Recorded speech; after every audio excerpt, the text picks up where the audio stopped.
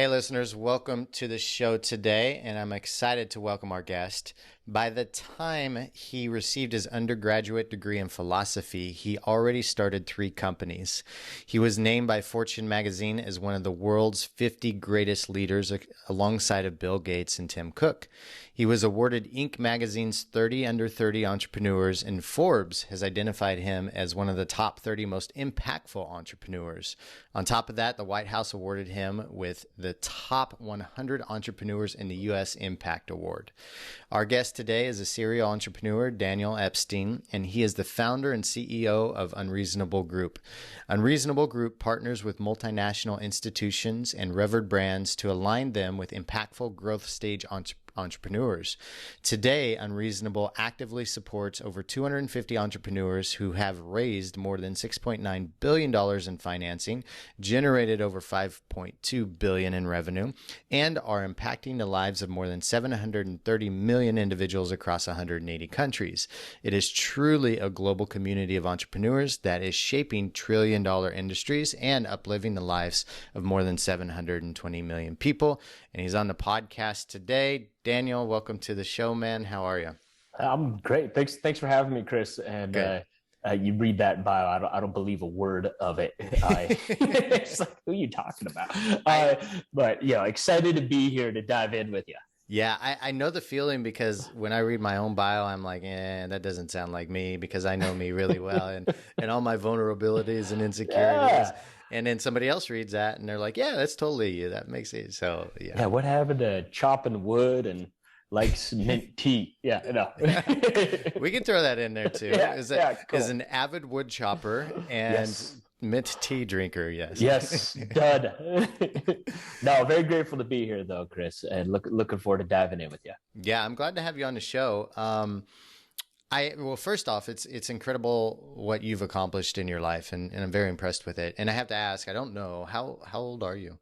36, just 36. In December. All right, happy late birthday. Thanks, man. So what the first line that I received, so I have somebody that does the show notes and they send it over, and the first thing I saw was, by the time that you received your undergraduate degree in philosophy, you started 3 companies.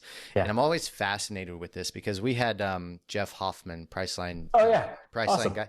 Yeah, we had him on the show, and he did a similar thing. Like, he was came from a poor family in Arizona, and he landed at Harvard, and he didn't have any way to pay his tuition. So he's like, I'm going to start a company so I can pay my tuition.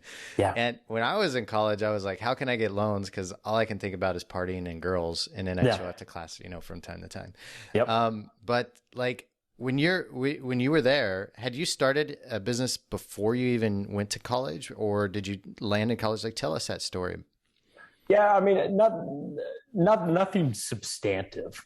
When I was really young, I'd like put flyers in people's mailboxes to do lawn work, and that, maybe you could say that turned into a business, but I wouldn't go that far. Where did you grow up at?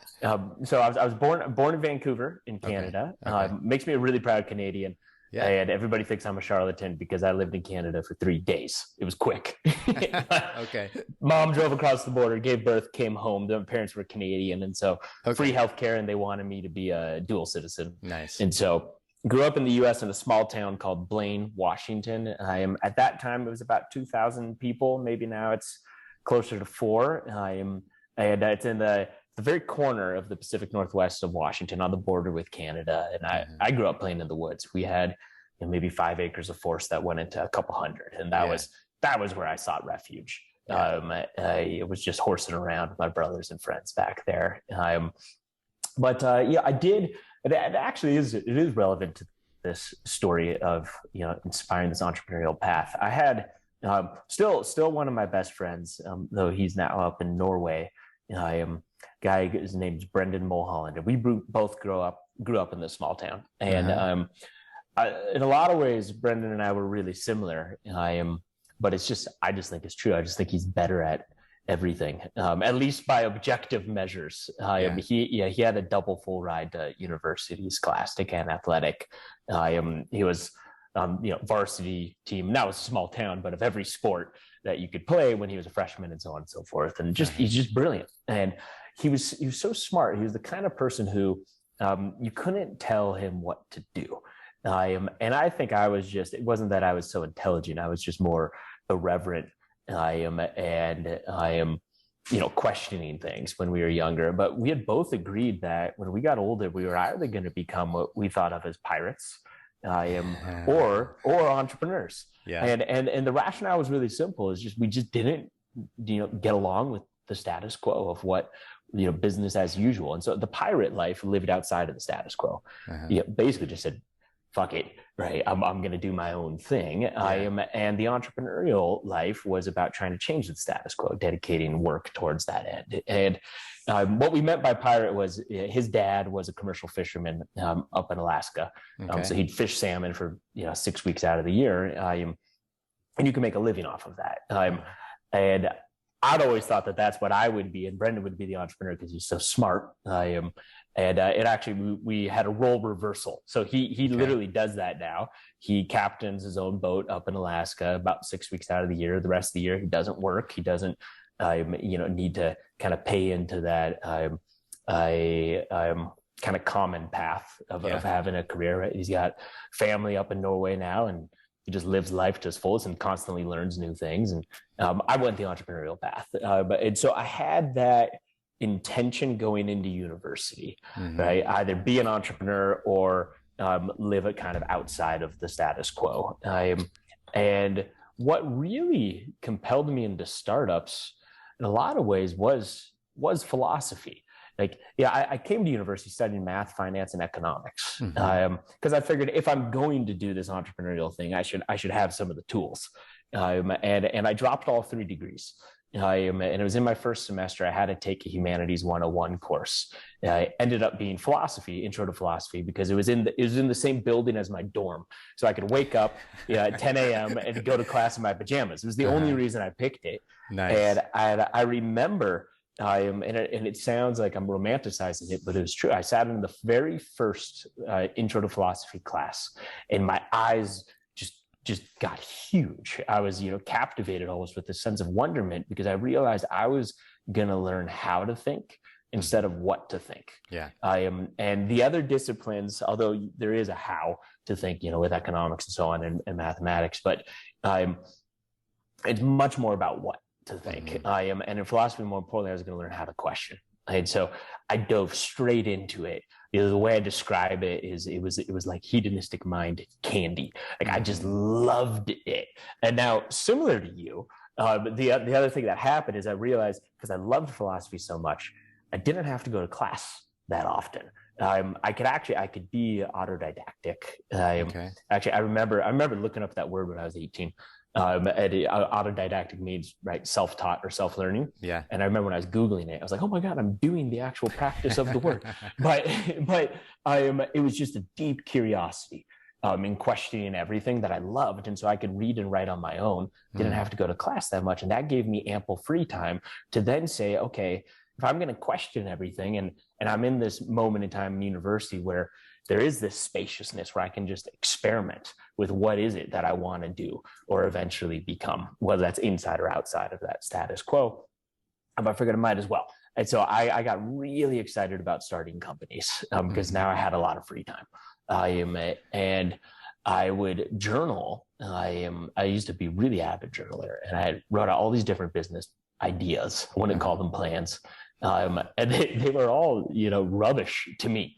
Right at that time, nothing's resonating. And I realized I was asking the wrong question in hindsight, which was, what do I want to do? What type of company do I want to start? Was it going to be a brick and mortar business or an apparel company or this new thing, in software called social media, whatever that was? Right. And it was the wrong question, right? I was asking myself, what do I want to do instead of why? And it wasn't until the end of my first semester, I was sitting with my journals. It was at night. And I put on my 18-year-old philosopher's hat. I said, what do all entrepreneurs have in common? And I wrote in a line in my journal. I said, all entrepreneurs design solutions to problem sets. It's what every business in the world is designed to do. Right. I wrote on the second line, well, I can choose the nature of the problem sets I want to solve. And I wrote on the third line, therefore, I'm only going to work on problem sets worthy of my life's work. And that's what catapulted me down this path. It was a really simple realization. I didn't know anything about at 18 startup. too. That's incredible. Just turning 19. Yeah. It was in December. Yeah. But it was really simple. Because the only thing I knew about entrepreneurship is what people say, which is it's really hard, right? That's like, the stats are still the same. It's still 9 out of 10 companies 5 years after formation in the US don't exist. Yeah. And so I kind of figured if I'm going to put my reputation and sleep and equity and relationships into starting a company, why not work on companies that if we succeed, the language I used then was, we'd bend history in the right direction because of the nature of the problem we chose to solve. It just seemed pointless to do anything other than that. If it's going to be hard, why not work on things that are meaningful was, the simple way of putting it. And that became an obsession because I realized that you could use this thing that's an agnostic tool, right? Business, and you could use it for the benefit of people and the planet. And I even remember seeing a poster when I was 19 and it said like profit, people, planet. And I was like, oh my God, you could do all of those things, because how business was being taught, and I think still is being taught, is shareholder value in a near term, short-sighted type of way, which is just maximize returns and value for shareholders, versus what business is fundamentally about, which is about solving problems. And it's just a tool. Same thing. Policy is about solving problems as well, right? We need them all. But I would say, the belief that we have at Unreasonable, my biased belief is that for better or worse, and it could be for worse, but business and capital markets are the most powerful tool of our time. Yeah. And so the question is, a hammer is a tool. It could be used to build a house or destroy a home. Like, how do we use capitalism, the most powerful tool in our tool belt, to create a regenerative and equitable future, right, that we all want to be a part of? And that's kind of what catapulted me. I'm using more eloquent words than I used to use, right? Because I've had so much time to reflect on it. Sure. But I did end up launching three startups at university, and we were trying to solve problems, I would say, that were typically delegated to the nonprofit world or the social sector, but with for-profit business models.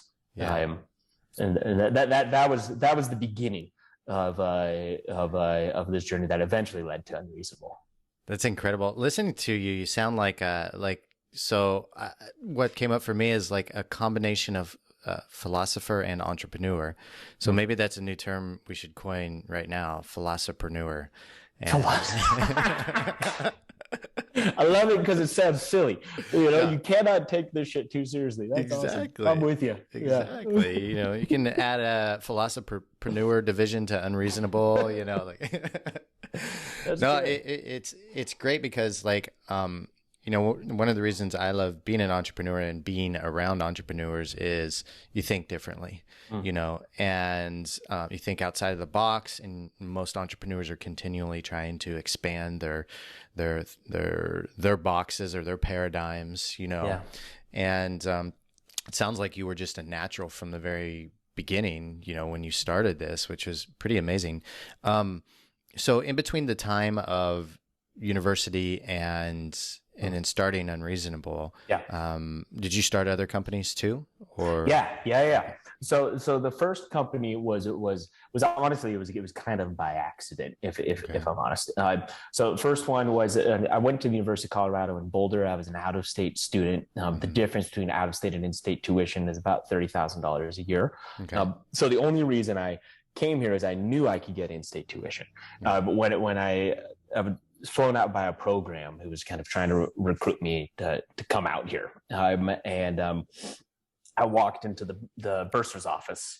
So this is before I decided where I was going to university. I walked in and I said, hey, half of your students out of state tuition. In-state tuition is way more affordable. How do you get in-state tuition as an out-of-state student? And they said, oh, well, less than 2% of students ever get in-state tuition. And I said, well, but then there is a way, 2% get it.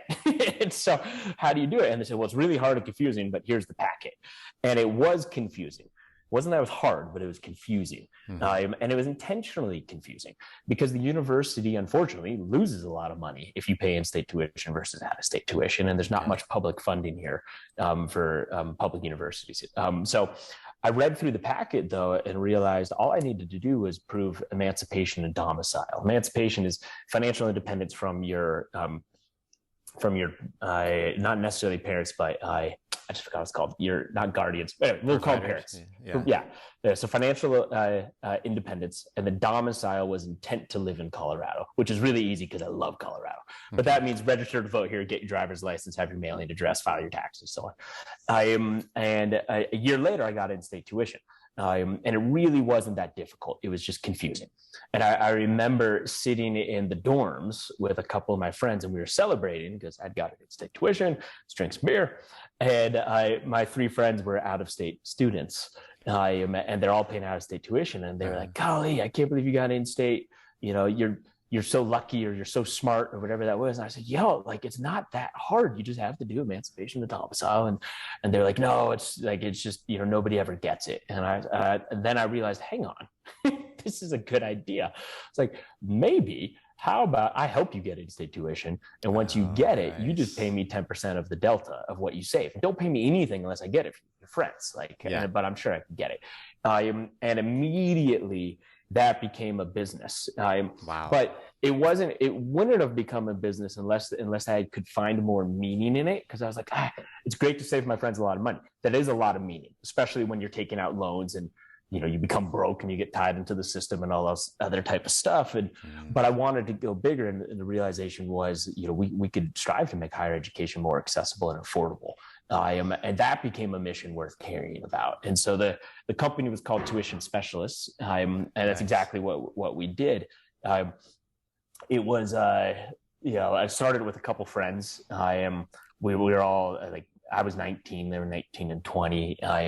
And we, you know, one of the first things we did is we said, where's the highest per capita out-of-state student population in campus? And at that time, because, you know, we were young college students, it was great. It was sorority houses, were the largest out-of-state. And so we went in and we started recruiting through there, and the dads loved us and so on and so forth. But I realized about a year into it that there was a loser in the model, and I did not want to have a company that had any negative impact on a stakeholder.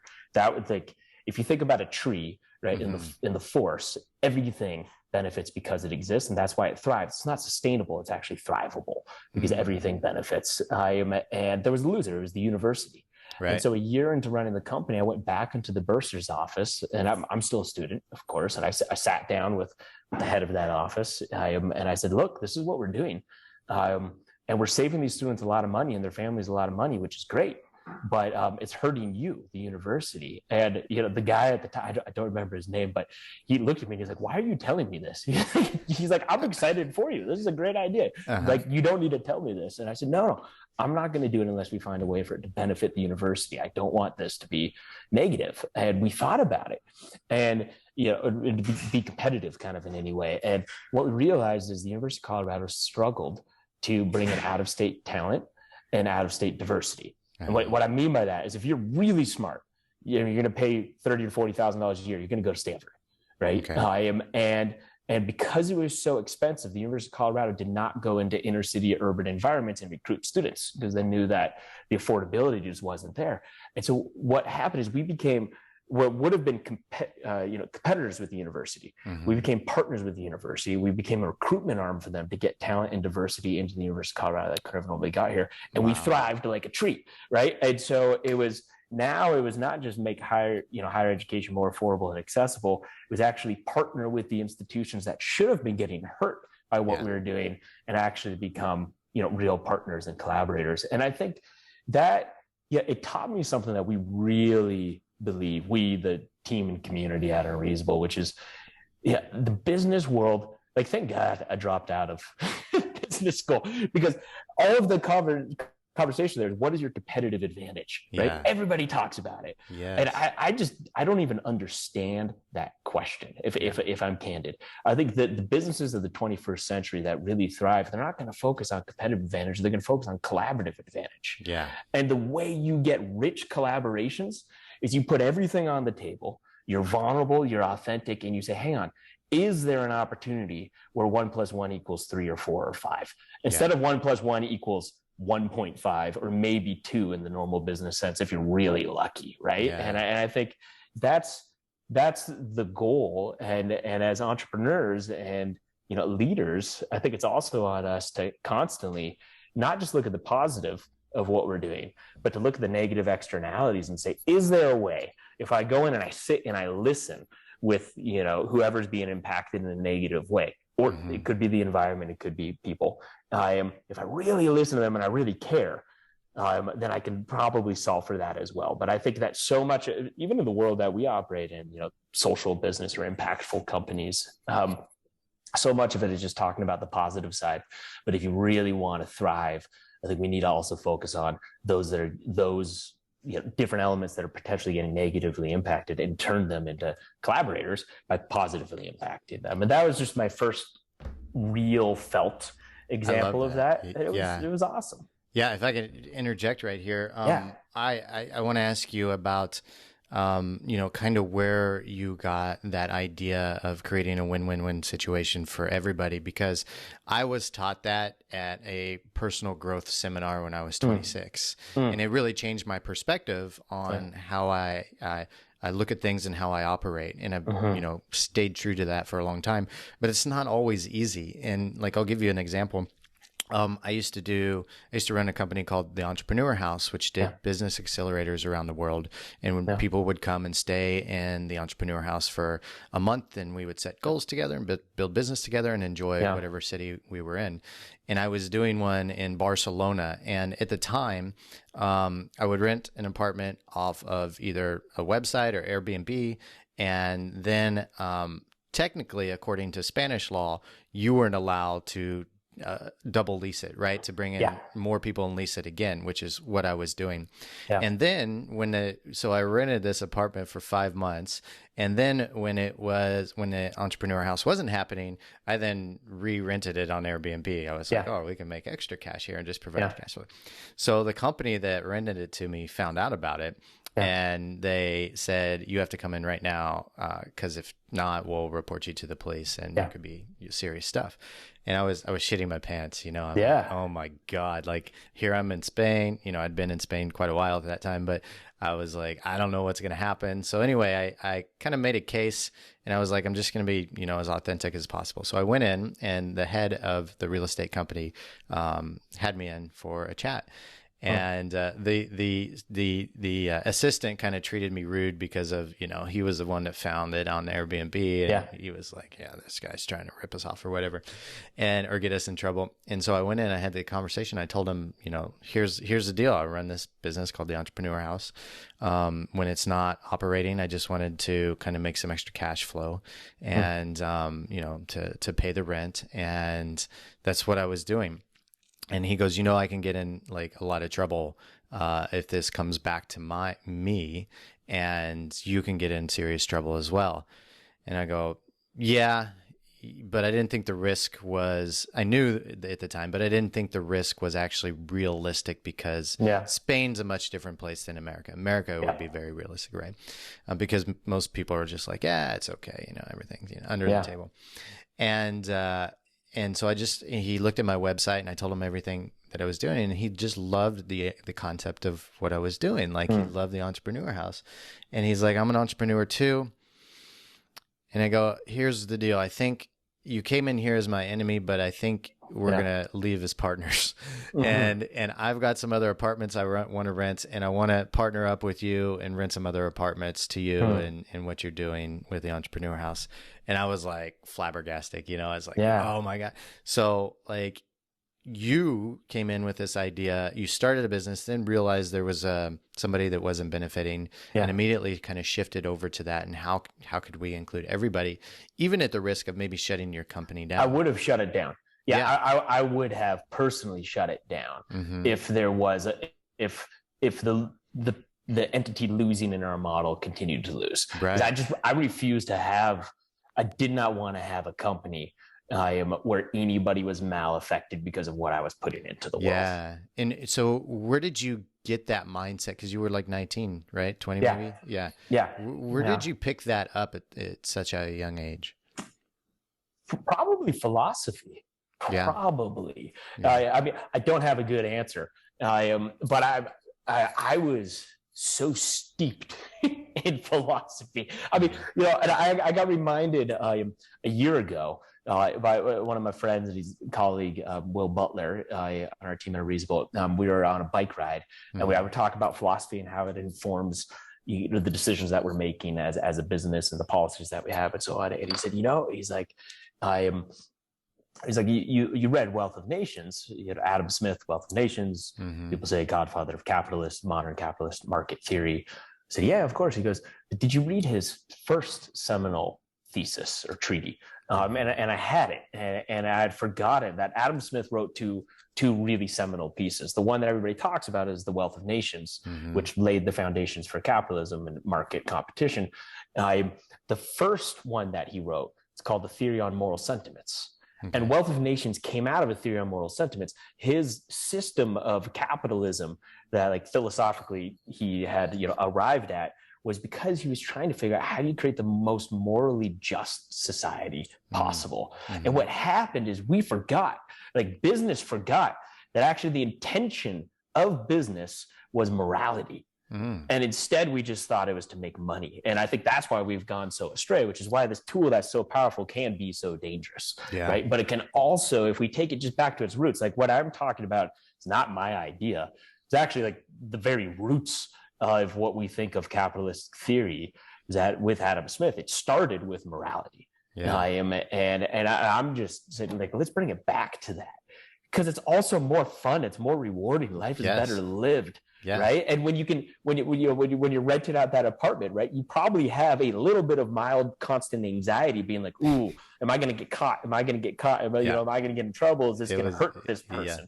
Right. Like, that's there, versus you sit down with that person, you understand where they're coming from, what their needs are. You find a way where you can actually collaborate on it, and then you feel so much better about it. 100%. So, right. It's like, I do think it takes, nowadays, I would say it takes courage to look at something and be like, oh, this might not be good. Even though I've convinced myself this is majority good, this may not be good. That takes courage. When I was 19, that was just foolhardiness. It wasn't even courage, right? If that makes any sense. But even with what we do with Unreasonable, which I believe in with my entire being and heart, like, I also want my paradigm to shift and to be questioned. And if somebody ever comes to me and says, look, in your model, there's a loser, whether it's a stakeholder or it's a systemic type of challenge, then I would immediately say, okay, well, hang on. We need to dig into that. We need to listen. We need to learn, develop empathy for that challenge, and then pivot, because we don't want to operate it that way. And I think that's very true of the companies that we support in the fellowship. Like, the intention we look for in all of the CEOs that we support is, why did you start your company? So how I would think about it is, profit is not a bad thing. Profit is a tool. It can be a very good thing. Profiteering, I think, is a bad thing. Can you define that? Yeah, profiteering is trying to maximize profits as much as possible. Okay. Get rich as fast as you can. Okay. Right. And whereas profit is just a tool. And so what we look for are CEOs who start companies to solve these pressing global problems. This is the reason why they started it. If it just so happens to turn into a multi-billion-dollar company, that's phenomenal, because that speaks to the level and kind of breadth of value that they're creating in the world. But the reason they started it is to solve a problem, or at least put a dent on it at a global scale. And so we really want to look at that intention, because if you have that intention, then as you uncover further truths in your work, you're going to pivot accordingly, versus just trying to blaze through those things and just generate profit. Yeah, that makes sense. So I guess like if there's a company with Unreasonable, and you find somebody that's not winning, that there's a lose factor in the design of the business model in the company. What happens if the only thing to do is shut the company down to make it a win for everybody? So then I think, because of the nature of the personalities that we align with in the fellowship, the CEOs. Mm-hmm. They if they couldn't figure it out, they would. That hasn't happened.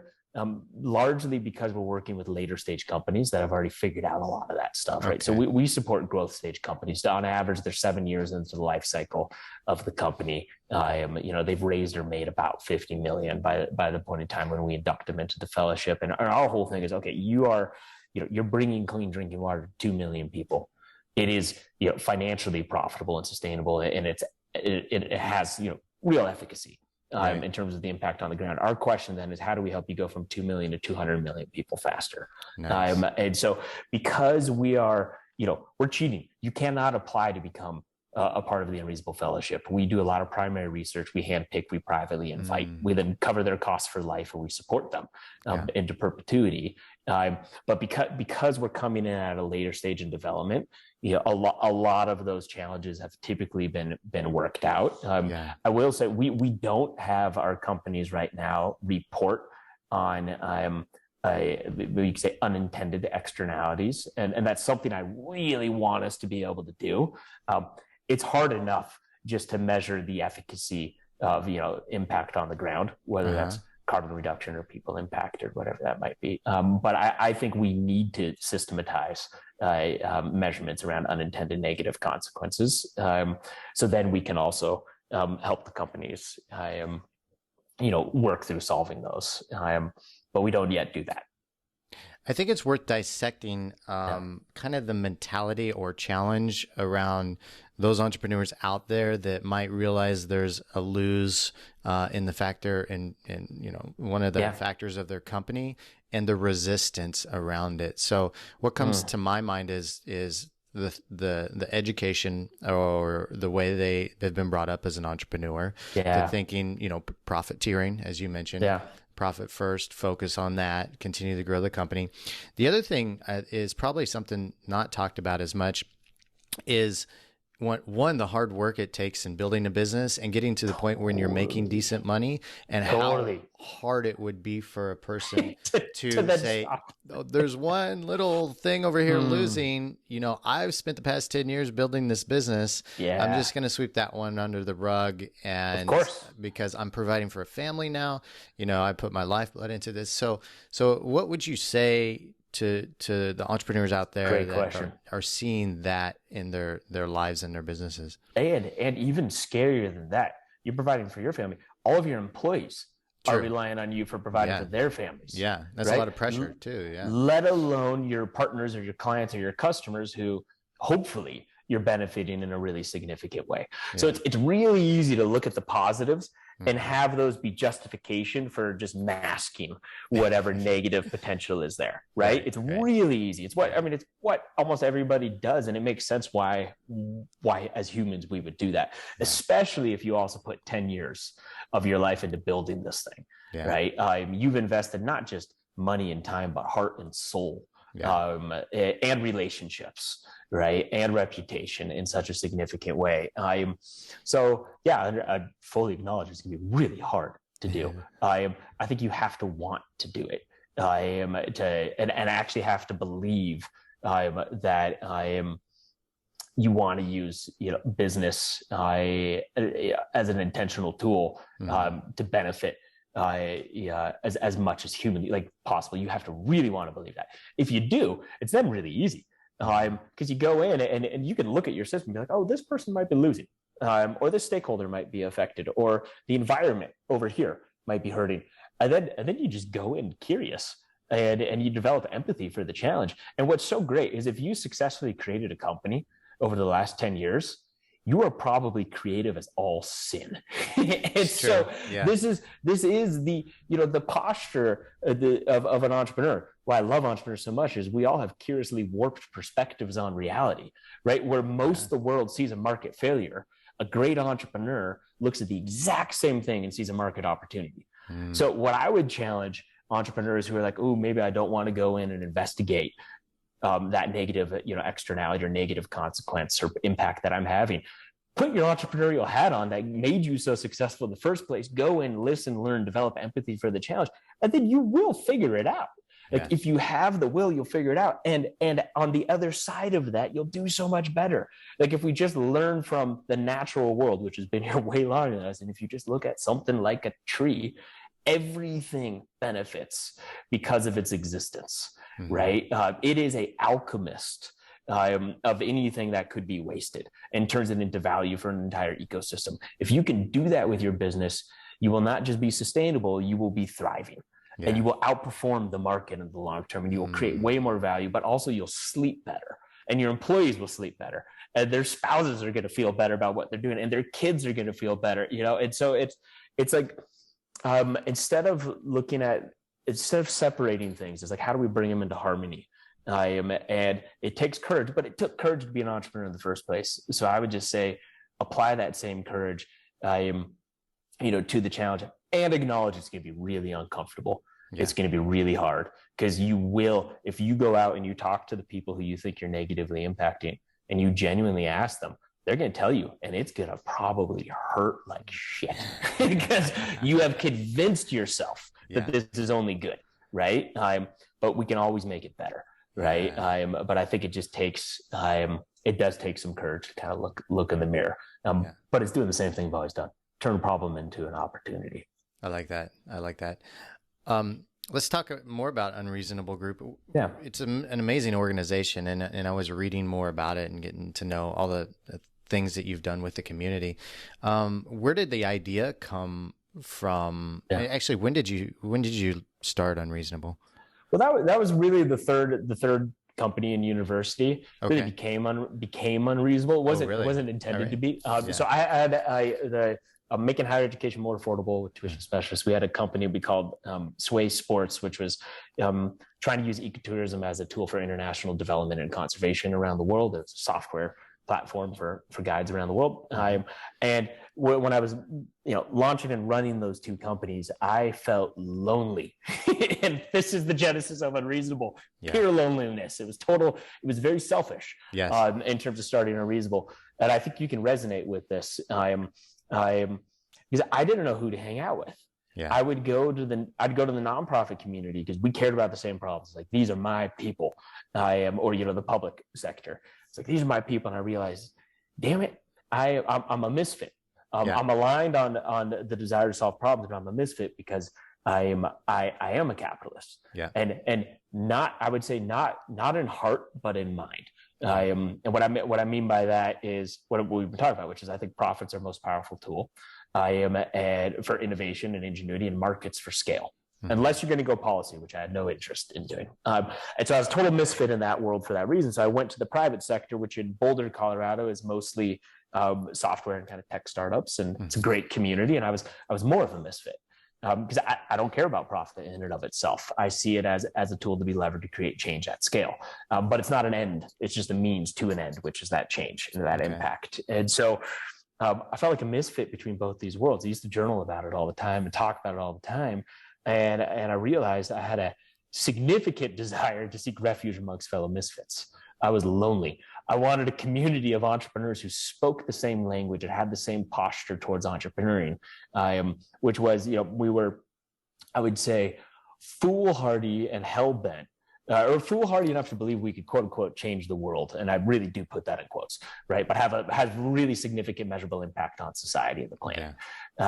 But we're so hell-bent and so determined that they wouldn't stop unless they did that. And I just didn't have a community of entrepreneurs. I couldn't find one that existed for these reasons. If it had existed, I would have snuck into that community and joined it. I would have not wanted to build it, right?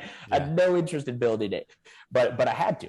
And so in a sense, with Unreasonable, the reason I think it resonates with me so sincerely is I am my own customer. Right. I built it to be a part of it. It's why we are a very weird organization. It's hard to put us in a box. People ask us, what do we do? It's like, we have an investment house. We have a media side. We have a fellowship. We have a mentorship program. We have these partnerships with multinationals. We do blah, blah, blah. But what we really do is build community. That's what we really do. And that's because the genesis of Unreasonable was a desire to seek refuge in a community. Right, who spoke the same language and had the same aspirations, and were struggling with the same difficulties. that was really the start. And so I didn't even want to, I didn't want Unreasonable to be a company. I just saw it as a project to build a community. What happened was 2 years into running it, and it was the first program we ran. I was still a student. We called it the Global Leadership Institute. It sounded really credible. Yes. so, Chris, if you got an email at that point in time from the Global Leadership Institute, you'd be like, wow, they want to be a part of this? When you're in college too, you're like, oh, this is impressive. This is legit. Yeah. So our pilot program, I think we had 22 entrepreneurs, 18 nationalities, came out to Boulder. We lived together in the same house for 10 weeks. Nice. And what we were doing then was they were entrepreneurs who were similar to me. We were early stage. Yeah. And we all, the mandate was, come out here. You're already working on a company, but let's figure out how you can, in a financially profitable way, impact at least 1 million lives in a measurably significant way. And by impact, like future of healthcare, education, financial inclusion, maternal health, like real meaningful, I would say, really meaningful societal impact. And I ran. So we ran that the first year in 2008.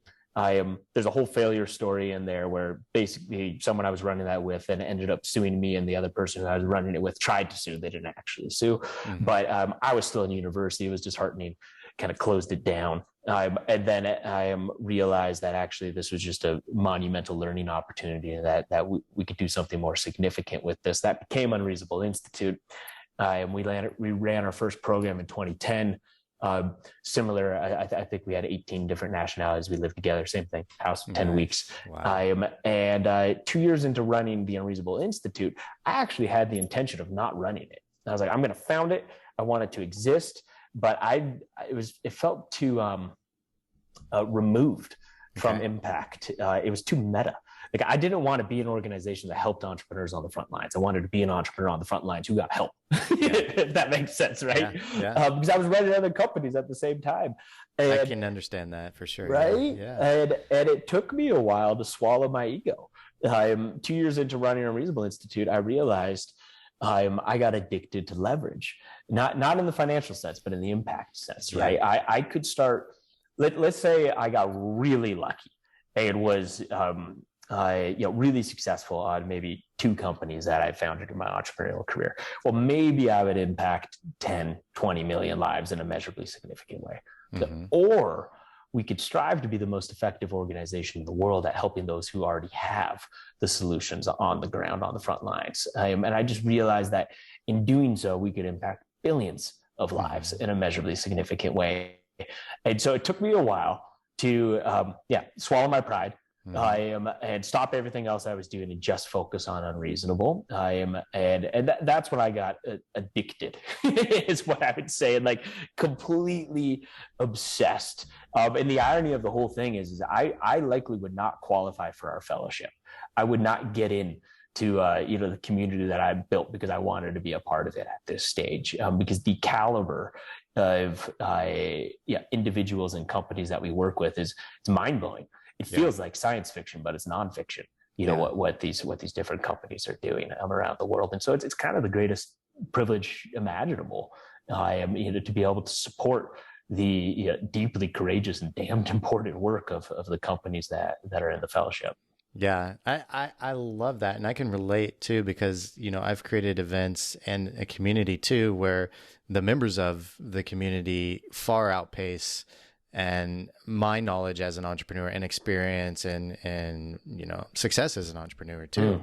And sometimes I guess if you look at that, you're kind of like, I wonder if you've ever handled or thought of this. Like, if you look at it, you're kind of like, do you ever have any like what's the word, imposter syndrome? You're like, how am I the person that gets to organize all these amazing companies in one place? And you're like, it kind of comes up for me from time to time, and it's like, am I really qualified to organize all these people and do this stuff with them? And but at the same time, like, I'm extremely passionate about it, and I'm not going to stop. Yeah.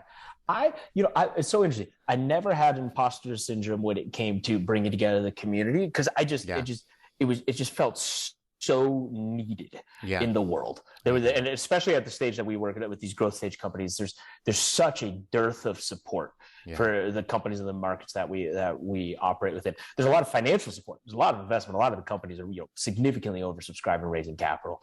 But when it comes to real support, in terms of what it means to be a CEO of a rapid growth company trying to solve a very pressing societal environmental problem in the world, like there's very little of it.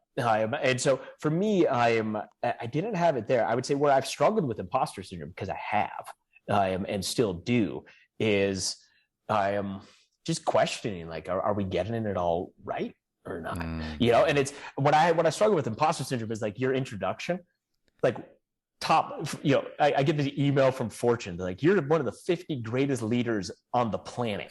And I was like, that is so not true. Like, that is so, it's just not true. Right. And then when imposter syndrome comes up, it's like, well, actually, no, hey, y'all, like, I'm struggling. Like, I love what I do. I believe in it. Like, but this isn't easy. And the truth is, it's not easy for anybody, but I do not think I've earned that title anywhere close to it.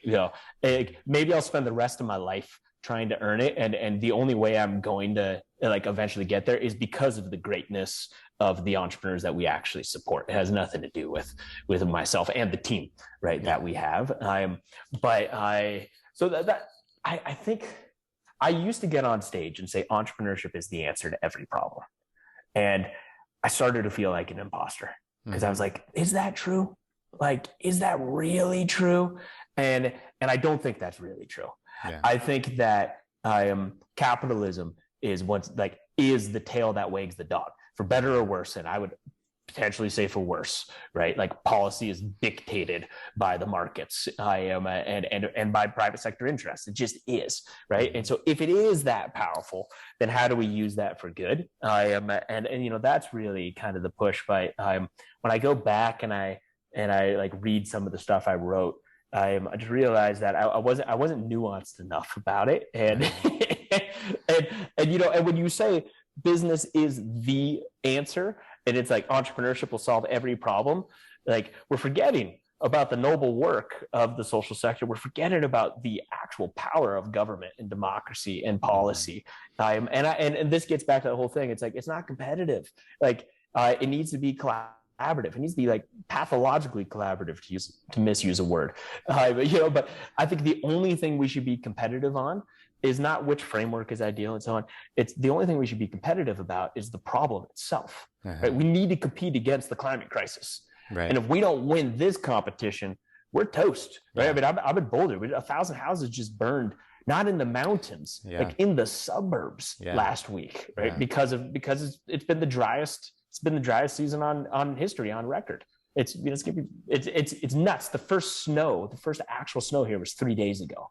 Like, that has never happened in Boulder. And then we had 110-mile-per-hour winds. That's hurricane force winds. That doesn't, right? And this is our new normal. It's just the beginning of it. And so I would just say, in terms of imposter syndrome, when I got too dogmatic in believing that business is the answer, I think it is a astronomically critical part of the answer. Right. But it's not the answer. It's more nuanced than that. It takes an ecosystem. It takes all of us, right? Yeah. And I think that's where I've felt a little bit like an imposter.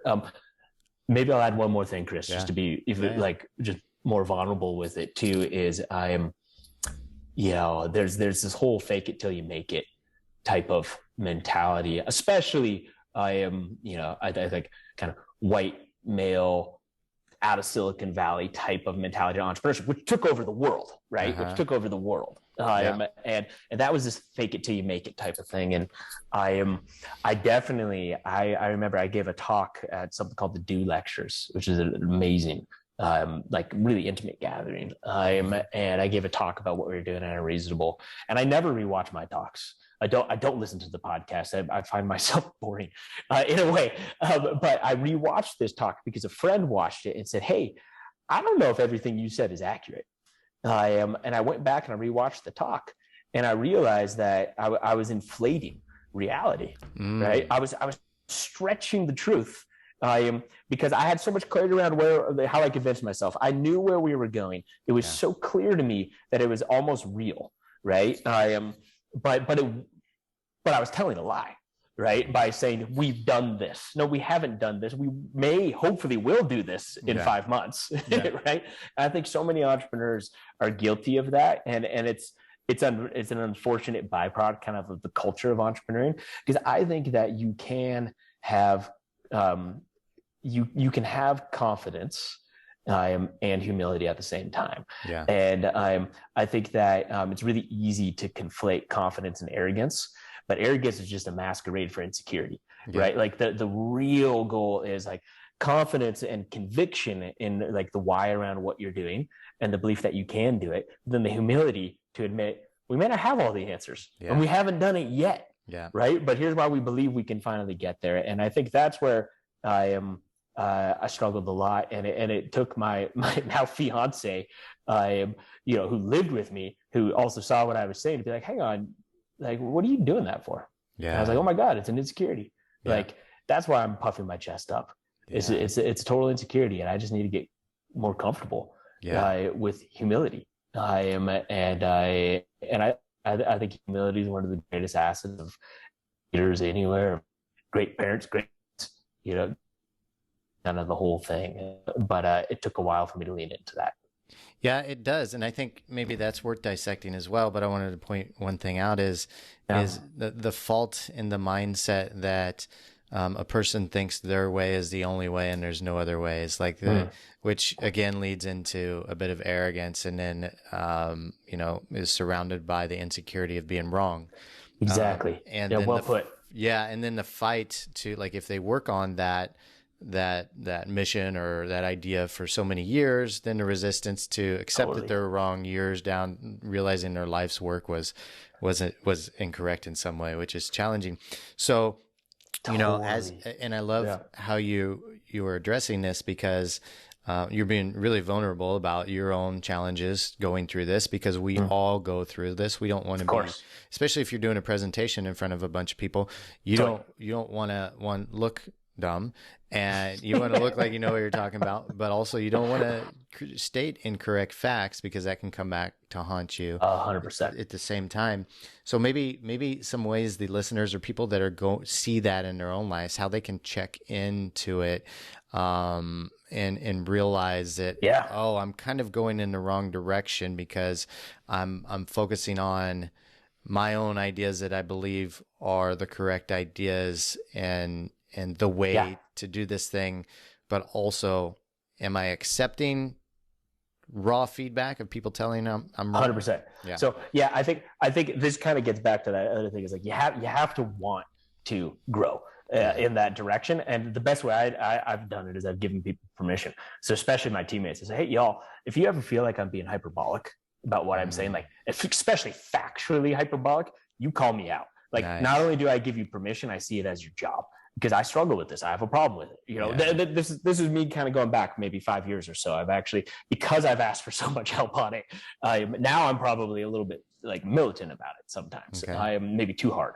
I am on it, but I think that it's a beautiful act as a leader to go to your team and say, hey, y'all, like, I am, like all of us, I have a growth edge. And I'm going to actually ask for your help on it. Now that takes a mindset that vulnerability is strength. Right. And I've almost always my whole life, for whatever reason, I've believed that. I remember when Brene Brown gave that talk, and it's an amazing talk. But I remember the first time I watched that talk, I did think to myself, like, doesn't everybody think that? Like, why is this a big deal? And I learned no. So what is Brene Brown's talk? So it's basically that, like, vulnerability is a strength. And it's a courageous act that comes from a place of comfort and confidence, versus the opposite of that, I'd say, is like arrogance, which a lot of people think is confidence, but it's really insecurity masked as confidence, right? And so I've seen, though, a lot of people say being a CEO is the loneliest job in the world. That's a really common thing. I think for a lot of CEOs it is. The reason it's a choice that you make as a leader. The reason it's so lonely is because you're not allowing yourself to be vulnerable with people around you, because you're scared of what's going to happen there. So if there is a growth edge, right, that you have, and in this case, mine was accuracy, to put it simply, right? To go to the team and give them permission to call you out. Yeah. Go to your friends, give them permission to call you out. Go to your life partner, your spouse, give them permission to call you out. And what's so amazing is when you're the one who says, hey, I have a growth edge here. I really need some help. I want to be real with you. Can you call me out on this when it happens? Then when they do, you're so receptive to it. You're not defensive because you actually asked for it too. And so I would just, but what that takes is self-awareness, right? And it does, it's this, like we were talking about the awareness of your company's impact on the world. This is kind of the same thing. It takes courage to look kind of and be like, ooh, hang on, maybe this isn't as good as I thought it was. Same thing with self-work. But how much more fun is the world, and is living when we realize we can constantly have a growth edge. Right. And we can ask for support on developing that. And what's so cool is if you're an entrepreneur or a CEO or a leader in any capacity, even if you're coaching like a little league soccer team, like if you went to those kids and said, hey, y'all, I'm your coach, but I'm struggling with this. Y'all can help me with this. Think about how empowering that is for the team. Yeah. And then they start to do that in their lives as well. And so I think the ripple effects are really beautiful, but it does take vulnerability, and vulnerability takes confidence, and that comes from introspection. Yeah. What's your process if like somebody does call you out and you notice resistance around it, as opposed to like maybe you're experienced enough with it where anybody like calls you out on something, you're open to it, but maybe in the earlier days, like somebody said, Daniel, like this doesn't look like this, or this isn't factual. Have you ever noticed like some resistance coming up to you, like defensiveness, and how you would process that? So this gets back to, I studied philosophy. Right. And in philosophy, what I felt all the time was that you were wrong on everything. It's like you thought you believed this. Right. You thought you believed this, but if you believe this, you can't believe this. Therefore, you have an inconsistency, right? Right. And so I think I got trained to have my paradigms challenged and shifted, and I got addicted to how good that felt. And so I'm probably uniquely receptive to it because of how I was trained, versus getting trained in a discipline where there's a right and a wrong, right? And you strive to be right. And that just wasn't the case in terms of how I went through education. But let me try to think about it. I don't. The only person I get defensive with personally is my fiance. When I feel that, because I'm like, hang on, no, you know me better than anybody, like, and you're questioning my integrity on something, whatever that is, like, right. There's like this like real insecurity. Yeah. I could feel it in my chest, and I'll listen to that. And I'll even say, hey, like, call it being triggered, right? Like, hey, babe, like, I'm feeling a little bit triggered right now. I need a minute. And let's talk about it, whatever it is. Because, Leticia is Brazilian and could be like hot on the attack, which is great. She's a truth teller, like to an extreme. But when it comes to family and friends and colleagues, it never feels like a threat on my worth. I think that's why it would become challenging. But I do remember I used to expect teammates to believe wholeheartedly and with their entire mind that what we were doing was absolutely right in terms of work. And I remember if teammates expressed doubts, I used to say, like, if you doubt this work, then why are you doing it? Like, leave. And that was so immature, right? But that was my mentality. It was like, no, we need to protect the sanctity of the mission of this work. Like, clearly this matters. And if you don't believe in it, then you shouldn't be here, because it's going to take a lot of belief to go through how difficult it's going to be to make this real, right? Yeah. And I think that was a insecurity around, gets back to things like questioning the model that I had dedicated so much of my life to. Now I'm so hungry for that. Now, if somebody has some doubt, I'm like, well, please tell me more, right? Okay, wow, you feel that. If you were me, if you were the CEO of the company, what would you be doing differently to rectify that? Like, I am deeply curious. Where does that come from, right? And because that's just going to help inform I am making better decisions. I am into the future, but I used to be pretty defensive. I am if teammates internally questioned, what we were doing. Yeah. Yeah. It's just a continual process of growth, right? Of The understanding whole thing one's own is, self. Yeah. yeah, Yeah. yeah. The whole thing is, yeah, So I want to talk, dive more into Unreasonable. But yeah. this has been a great amount of wisdom that's been shared on your part. So I appreciate it, Daniel. What's the qualifications for a company to qualify for Unreasonable now? Yeah, it's not, we don't have perfect qualifications. We acknowledge that there's slight differences, but what we would look for is, we would say, growth stage. So we're trying to scale what works or is most likely to work. And so an example of most likely to work would be like fusion energy, right? That doesn't yet work. If we can figure out fusion, we recreate the sun in a steady state, you have unlimited energy for the world in a clean way. So that's like a thing we want to bet on and try to figure out. And we would look at, maybe a dozen private companies try to figure out fusion. We would then do a lot of research and try to find the one that we believe is most likely to succeed. And then we'd bring them into the fellowship. So they're not yet making revenue, right? As an example, because it hasn't yet worked. But most our companies are in market. And what we're looking for is you have something that works, its efficacy is proven. Your intention is to now scale it globally. And we want to help with that. So that's typically the sweet spot for us. As I mentioned earlier, the average company is 7 years into having existed in market. And on average, they've raised or are generated about 50 million USD. We really look at the intention of the CEO and in terms of why they're running the company, how they're leading it, but we also look at the profit model itself, and we say, is the impact they want to have in the world baked into the DNA of the profit model? If it's not fully baked, we won't work with it. And an example there would be, there's great companies out there, but like 1-for-1 models, right? Buy something here and then it donates somewhere else. We wouldn't work for that. We wouldn't work with that because you can see a really simple future where maybe they stop that donation because they found another mechanism for marketing to sell more of the shoes here, right? Whatever that is, or whatever that 1-for-1 is. What we would look for is the company that's making shoes out of fermenting methane that's being released into the atmosphere. Because then each shoe that they sell is representative of captured pollution, right? And it's also having the societal benefit in the jobs and so on and so forth. And so, but we really want to look at the DNA of the profit model itself and ask, is the societal or environmental impact that they're pledging to want to have in the world baked into the model, so that they're almost inextricably tied? Because we want to work with companies, and I can give you some examples to make it more real. But we want to work with companies that operate at the intersection of likely becoming multi-billion-dollar businesses, so future titans of industry, and they could win a Nobel Peace Prize. That would be where we would want to play. And so, the requirements for entry are the impact of the company that's baked into the profit model, but do we also believe that this can scale? Like truly scale? Do we believe this can replace the incumbent status quo technology or business model?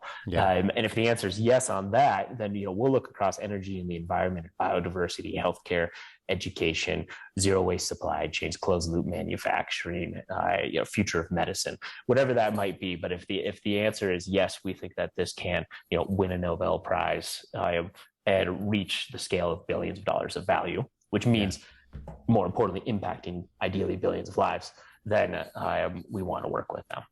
I love that. How many companies are part of the the stats were outdated. I think it's 306 right now. 306. Nice.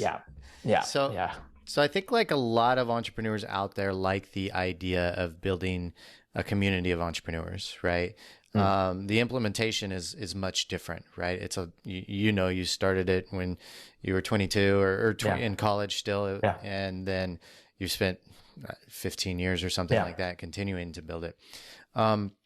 Maybe if we could talk about the growth of Unreasonable, like happy to. When you guys decided to create boundaries around the companies that you bring into it, because originally they were just it's startup companies that you guys were doing a 10-week apprenticeship. Agreed. Yeah.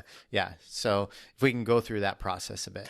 Yeah, it changed when I realized that this is the work that I should be doing, and I began to feel that impatience is a virtue when it comes to solving these pressing global challenges. Yeah. Right. And if that's true, you need both impatience and patience, but if impatience is a virtue, i.e., we need to solve these problems faster, and that became really clear to me that instead of working with really early stage entrepreneurs, which is very noble and important work, and taking 7 years for them to then get into market to have something valid, let's just find the solutions that are already working and give them rocket fuel.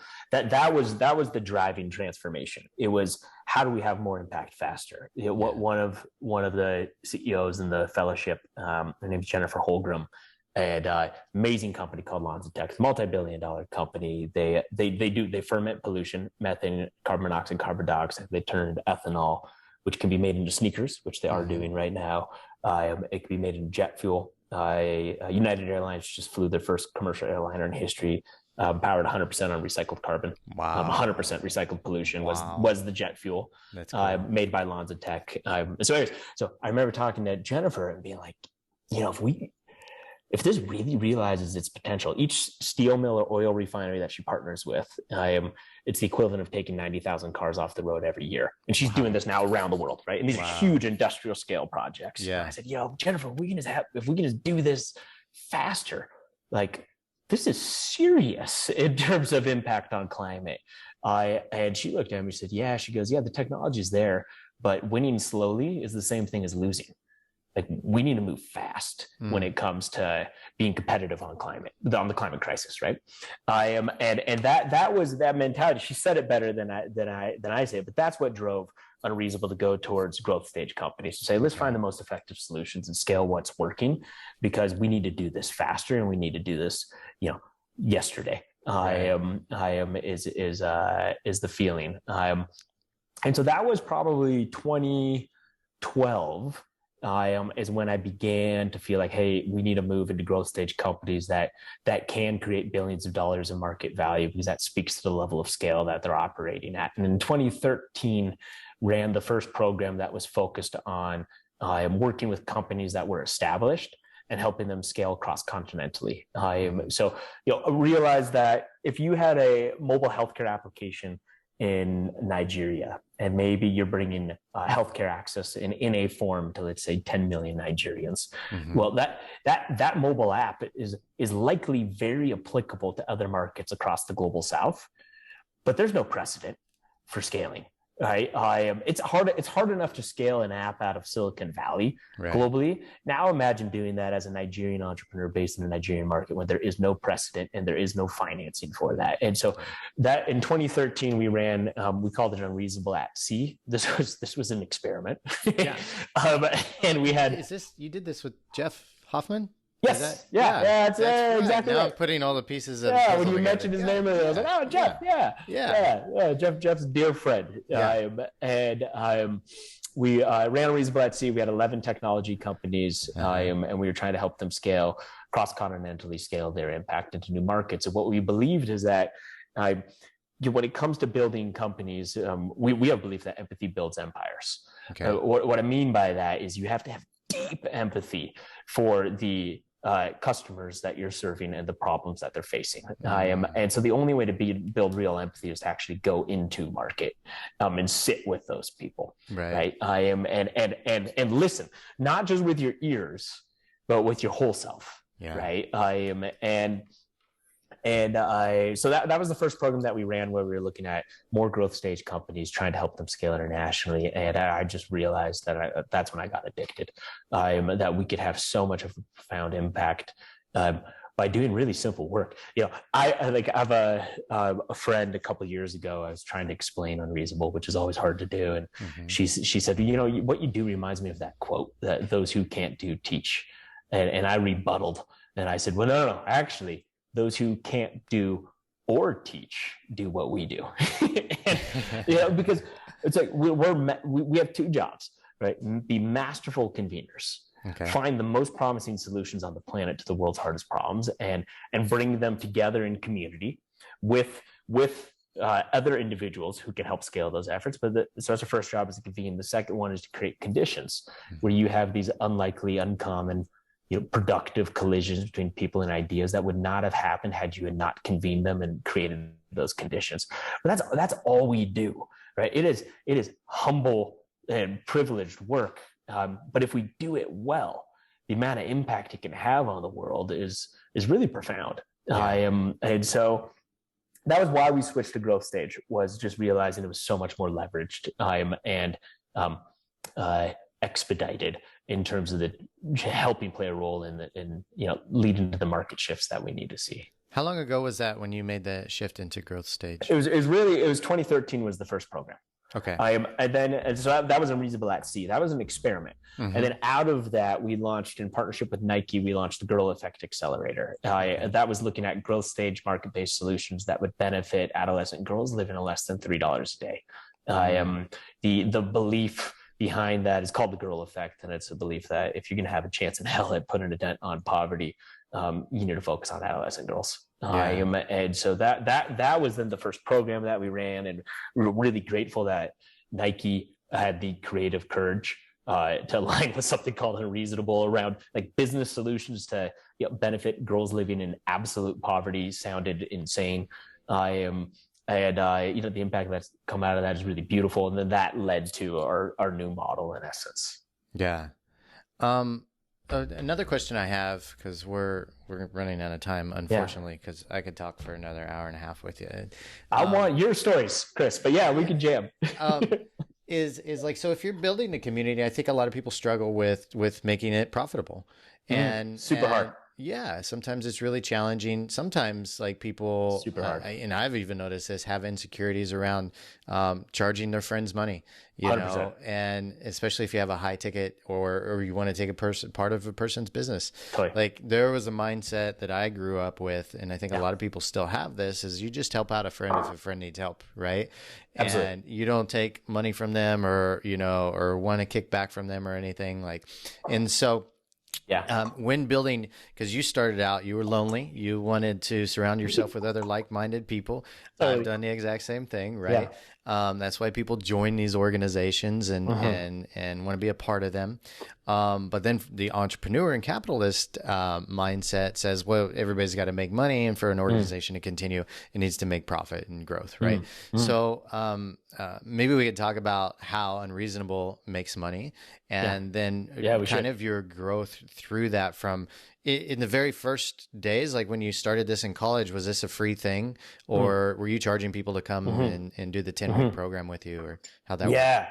Great question. So we always had a really hard model, which is I refuse to charge the entrepreneurs. I refused to. I felt like there's no dearth of great ideas in the world. There's millions of them. Everybody has them every day. There's not even a dearth of capital. Like there's too much capital right now on the sidelines, but I think there is a dearth of courage, and that it takes like a very special type of human being to give up everything towards trying to benefit the world through whatever they're trying to create. And so I always refuse to charge the entrepreneurs. And so in our very first Unreasonable Institute, we had this really hard challenge of like, okay, we don't have any credibility, so there's no way we're getting sponsorship. And we didn't want to be a fund first. We wanted to be a community first. So traditionally, and we wouldn't have had the credibility to raise a fund anyways, but traditionally that's how an accelerator or an incubator might start, is raise capital. Sure. So I figured, okay, we need to charge the entrepreneurs, but how do we charge them without having them pay? And I remember having this,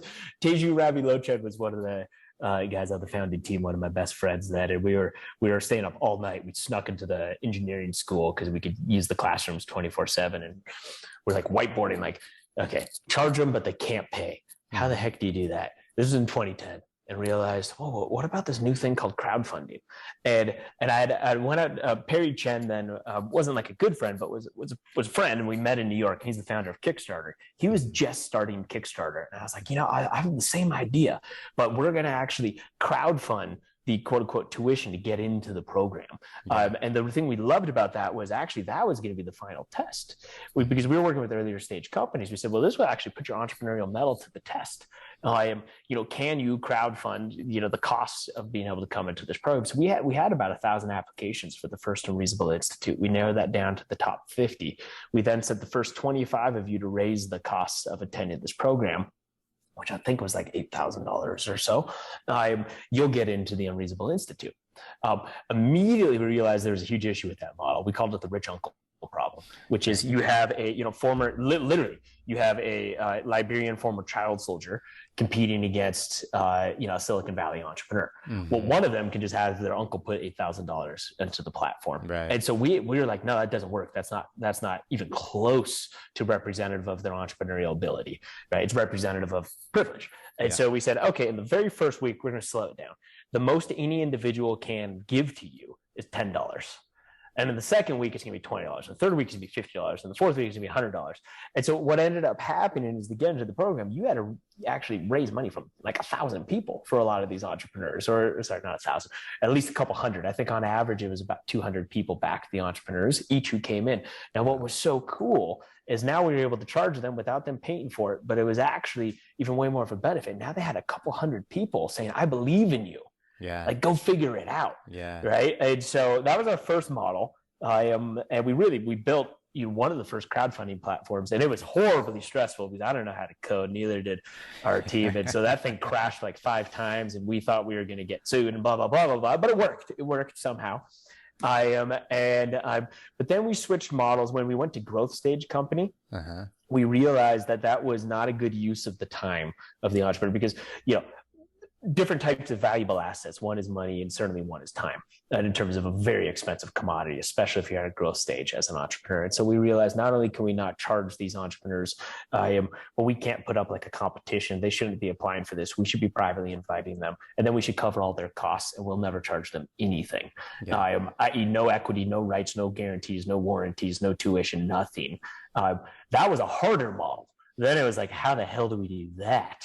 And the realization then was if we were actually, this is an if we were successful in being able to build portfolios of companies that represented the most effective solutions on the planet towards specific global challenges, then we realized, multinationals and governments would kill to be able to have proximity to that type of portfolio or community of companies. And so that's our business model today. We partner with multinationals. Our biggest partnership is with Barclays, as an example. We partner with the US State Department. We work with foundations, with family offices, but large institutions, right? And the reason this has become so important is when we're talking about putting a dent on global challenges, we can't just have a bottom-up approach to change. Yeah. We also have to have a top-down approach to transformation. And Barclays, just as an example, we work with them to identify growth stage companies in the green economy that are rapidly creating jobs across Asia, Europe, and the Americas. Throughout our partnership the last couple of years, Barclays launched the first new coverage group their investment bank has launched in 70 years. Yeah. And it's focused exclusively on sustainable impact investing. It's now the fastest growing track of the investment bank in the entire bank. Like, they know that the future of business will be green. Right. The internet is a good analogy. It's permeated every sector, every industry, soon to be every geography. Well, green's going to do the same. Mm-hmm. The future titans of industry will be the companies that are benefiting the environment instead of extracting from it. They're just going to make more money and more value in the process. And so it's a great example of how our partnership with a multinational can actually change their business practices and orient it towards, in this case, a more sustainable future, while helping rapidly scale up the work of the companies in the fellowship. And so that's the approach. But to answer your question, it was hard as sin. It took 10 years. It literally took 10 years to make Unreasonable profitable. Yeah. And the entire time I'm bankrolling it off of personal loans from, a little bit from family. I think my parents, I have to acknowledge the privilege of the situation I was in. My parents gave me a $200,000 loan. Mm-hmm. That is game changing, right? And it's a loan. I mean, I paid it back, but still, it's like, that's game changing to have somebody support you with that kind of capital at that stage. I borrowed money from friends. I maxed out 8 credit cards. I was about $1 million in debt. Nice. I remember at that stage, literally, this was the hardest it got. $1 million in debt, maxed out on 8 credit cards. I have a negative money across my bank accounts. And I don't know how I'm going to make payroll in 2 weeks. And I was used to not knowing how I was going to make payroll, but this was getting pretty real. And I sat. This is many years into Unreasonable. Yeah. This is probably 2018, I'm guessing, or 2017. Yeah. This is many years into the journey. And so you talk about imposter syndrome, right? And so I sat with one of our mentors in London, and I'll keep his name out of it because it's private, but sat with him and said, hey, this is the reality. It's like, and I think we're going to get through it. Don't know how, but I have, a couple plans. We get through it. And he said, let me invest $10 million. So I'll believe so much in what you all are doing. Wow. Let me invest $10 million in the company. And I said, no, we cannot accept your money, because so Unreasonable, we've never raised investment. And the reason I've never raised investment is I never want to have pressure on having a liquidity event. I want us to be able to think long-term and just do the right thing for the right reasons in the right way as best we can.